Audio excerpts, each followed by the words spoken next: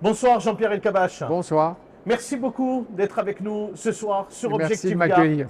On est ravis de passer ces quelques minutes avec vous, de vous interroger à travers votre livre que j'ai dans mes mains, Les Rives de la Mémoire. Un livre où vous vous racontez, on va en parler durant cette interview. Je vous présente Coralie Mollaret, Enchanté. Bonsoir. notre journaliste politique au journal Objectif Gars. C'est d'ailleurs Coralie qui va vous poser la première question, Jean-Pierre Elkabbach. Et on trouvera bien sûr la patte certainement dans cette question de M. Elkabbach. Est-ce qu'elle a encore du sens? Ouais.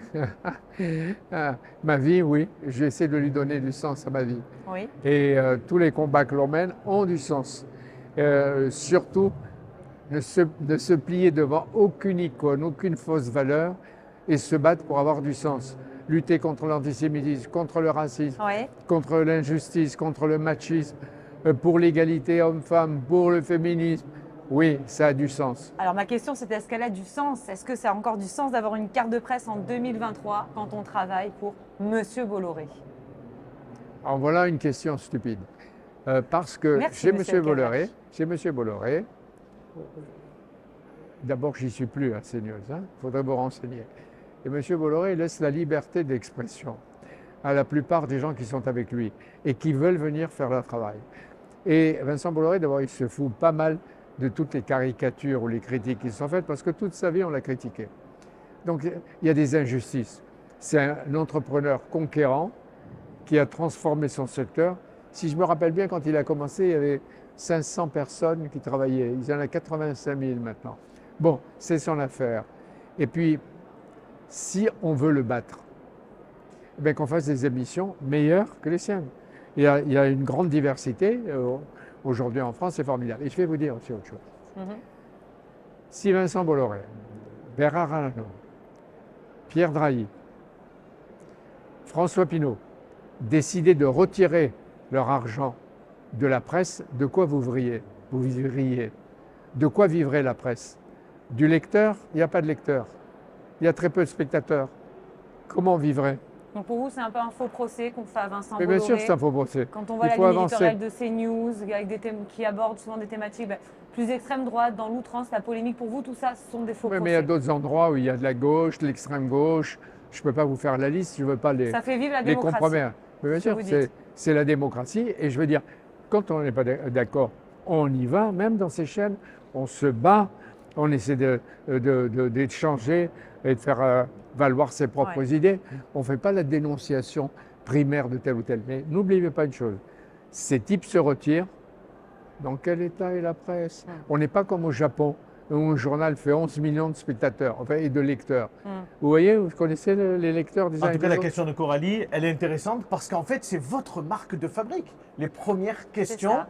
Et on se rappelle Quand bien elles sont évidemment bonnes. de la première question à Marine Le Pen. On se souvient bien évidemment de ce fameux mur, de la couleur de ce mur où se fracassait une certaine réforme. Mais c'était jamais un procédé.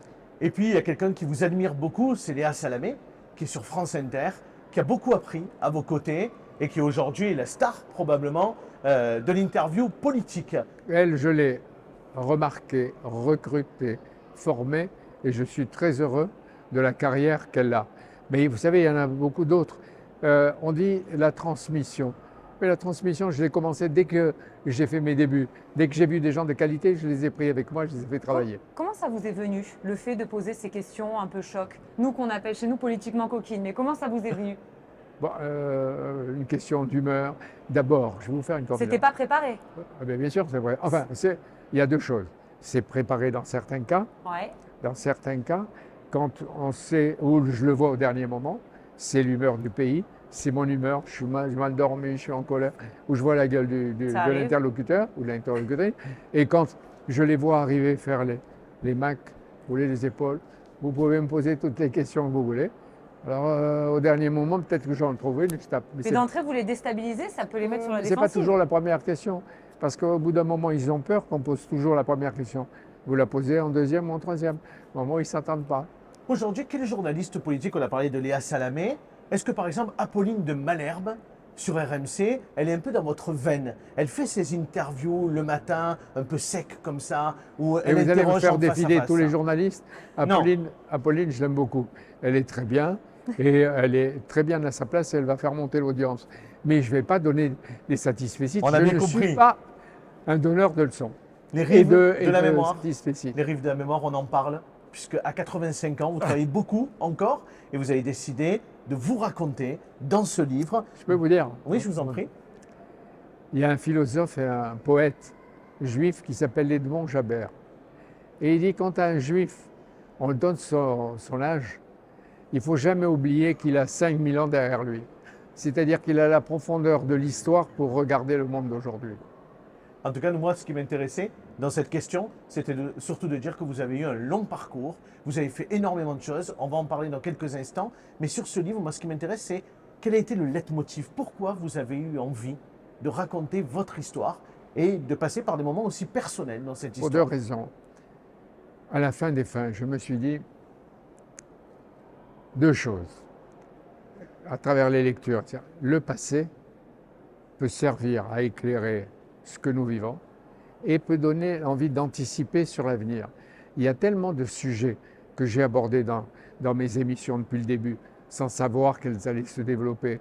René Dumont et Cousteau sur l'environnement, la cause des femmes qui m'est chère jusqu'au bout, la littérature, l'écriture avec tellement d'écrivains qui m'ont marqué, qui m'ont aidé, qui m'ont formé, y compris Nicole Avril, ma propre femme, qui est surtout un écrivain avant d'être ma femme. Tous ces sujets, il y a une continuité. Et je me suis dit, pourquoi pas les transmettre? Et deuxièmement, je me suis dit, aujourd'hui, il y a les jeunes qui sont désemparés dans les banlieues, par-ci, par-là, qui portent des noms comme moi, qui portent des noms bizarres, qui ne peuvent pas accéder à des responsabilités. Il y a des femmes qui sont maltraitées, il y a des femmes... Eh bien, je vais leur transmettre et je vais leur dire, ne vous laissez jamais démonter.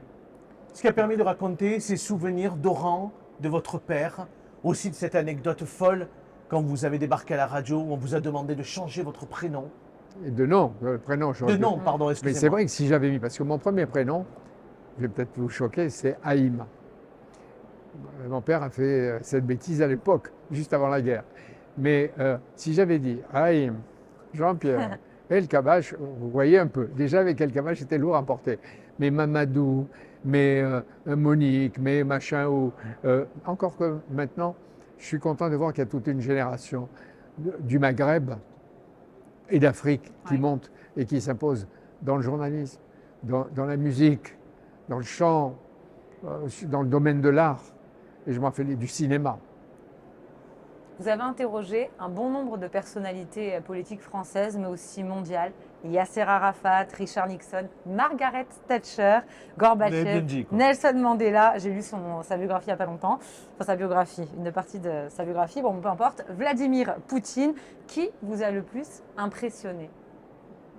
De Gaulle, Ouais, que vous n'avez pas cité, je l'ai va accompagné venir 5 après. ans.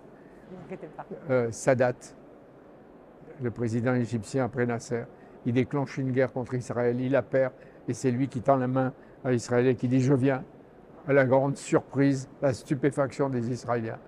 C'est Nixon, avec tous ses défauts, mais qui a pris des initiatives, par exemple avec la Chine. C'est Gorbatchev.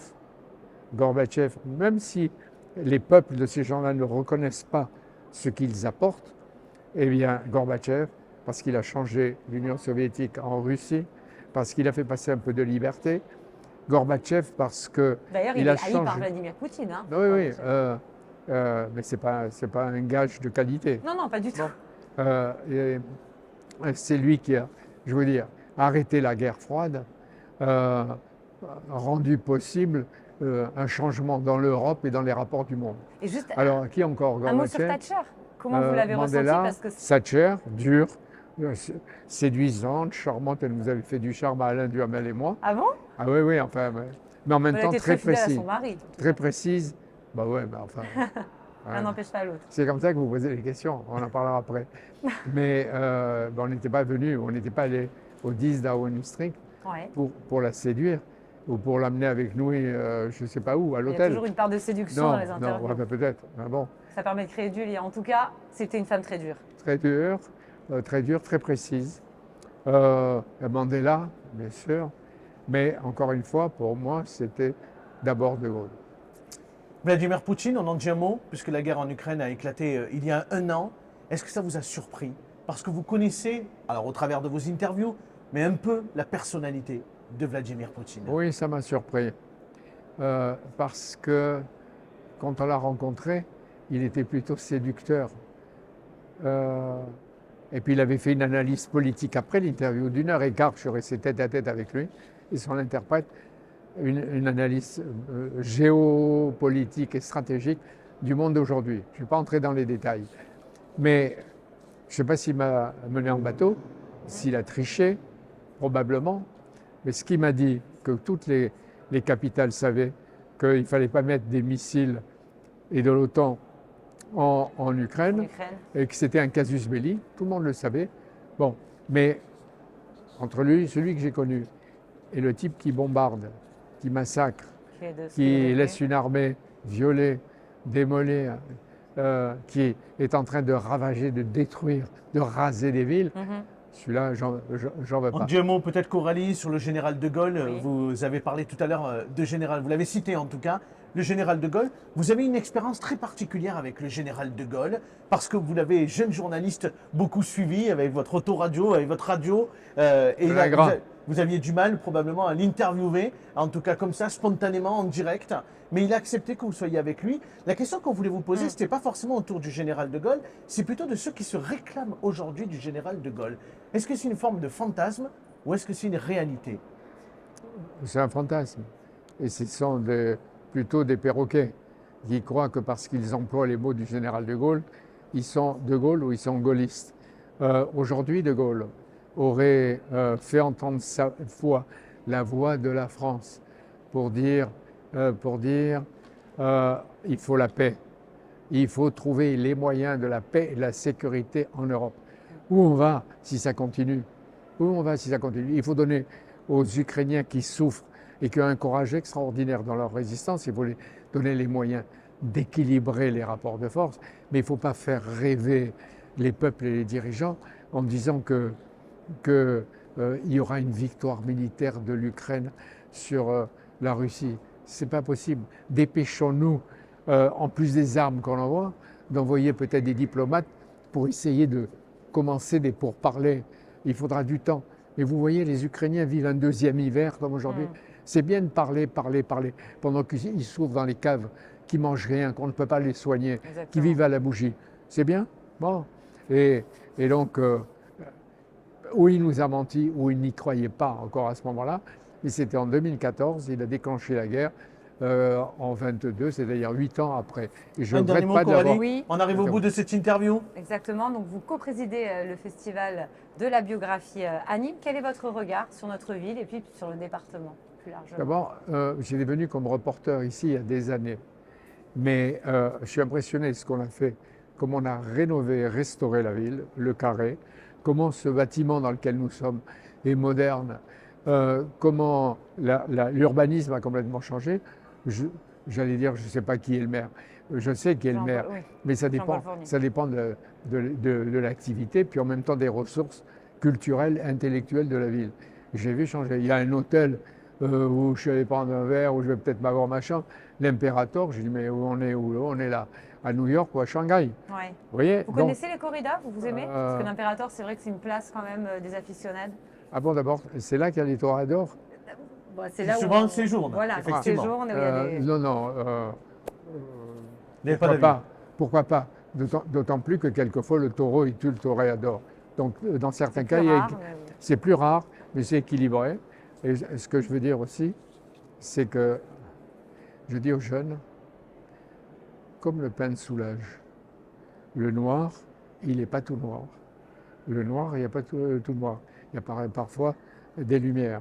Et d'autre part, je leur dis, comme dans un texte sanskrit d'il y a très longtemps, au fond de ta défaite, au fond de ta peur, au fond de ton échec, regarde bien, il y a toujours ta victoire. Ce que disait Mandela. Et ben, on va terminer là-dessus. Merci beaucoup, Jean-Pierre Vous Elkabbach, allez d'avoir couper été beaucoup. avec nous. Vous On va allez rien couper, couper, vous inquiétez pas. couper. On va remontrer peut-être votre livre avant que vous partiez, Les Rives de la Mémoire. Jean-Pierre Elkabbach, un livre dont on peut venir vous rencontrer ici au Festival de la Biographie pourquoi pas. jusqu'à dimanche pour Pourquoi venir pas. vous rencontrer Au et pour contraire. bénéficier d'une Venez, dédicace. Merci beaucoup. Merci à vous. Merci.